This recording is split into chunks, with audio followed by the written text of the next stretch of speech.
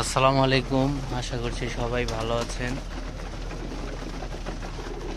একলা কবুতর পাললে আর কি যা হয়, তো বিষয়টা শেয়ার করলাম।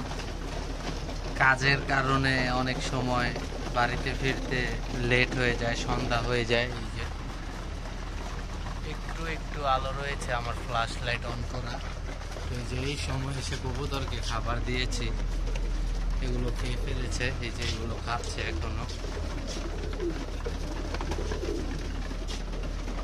এই যে থরের গুলিও খাচ্ছে।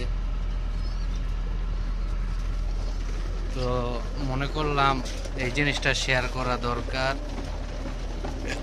যারা কবুতর পালে, কবুতরকে ভালোবাসে, যতই কষ্ট হোক, সন্ধ্যা হলেও কাজ শেষে কবুতরের কাছে আসলে ক্লান্তিটা কেটে যায়।